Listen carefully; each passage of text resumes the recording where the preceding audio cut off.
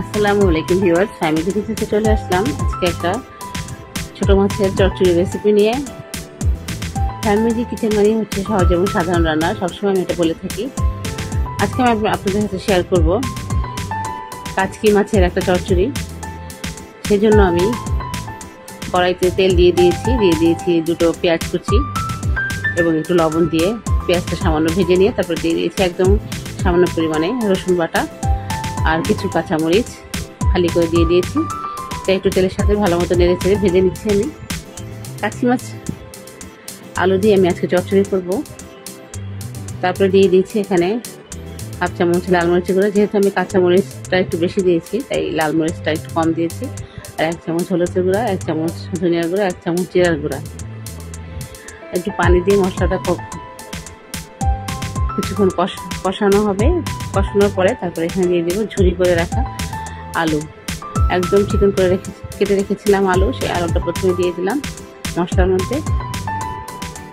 আর দিয়ে দিয়েছি আমরা এবং আলু দিয়ে আমি কাচকি মাছের চচ্চড়ি করবো আজকে।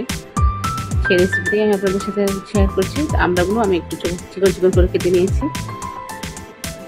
এইভাবে আমড়া দিয়ে এবং আলু দিয়ে যদি কাচকি মাছ চচ্চড়ি করা হয় তা আসলে খুবই একটা সুস্বাদু খাবার এবং খেতেও খুবই টেস্টি লাগে।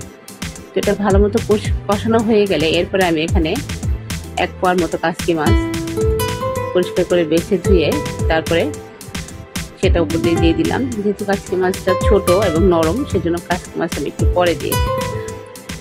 এরপর আলুর সাথে এবং আমড়ার সাথে মাছটা আমি আলতো হাতে নেড়ে ছেড়ে মিলিয়ে নিচ্ছি।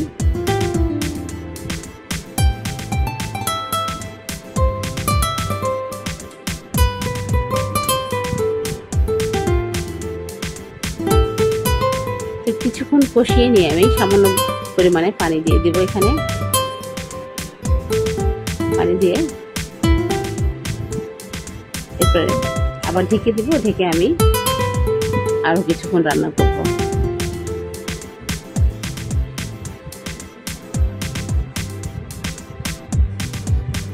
ফিরে আসলাম আমি কিছুক্ষণ পরে। দেখেন পানিটাও শুকিয়ে এসেছে এবং আমরা আলু আর কাচকি মাছটা সিদ্ধ হয়ে এসেছে প্রায়। এখানে পানিটা একদম আমি শুকিয়ে ফেলবো, একটু পানি থাকবে না। তো চুলার আঁচটা পর্যায়ে একদম কমিয়ে আমি পানিটা একদম শুকিয়ে ফেলবো।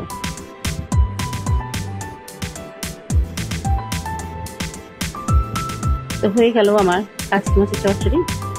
তো আপনাদের যদি ভালো লাগে তাহলে এভাবে আপনারা আমরা দিয়ে কাচকি মাছ দিয়ে চচ্চড়ি করে খেয়ে দেখতে পারেন। আর দেখুন আমার সাথে ভিডিওটা কষ্ট করে দেখার জন্য আপনাদেরকে অনেক ধন্যবাদ।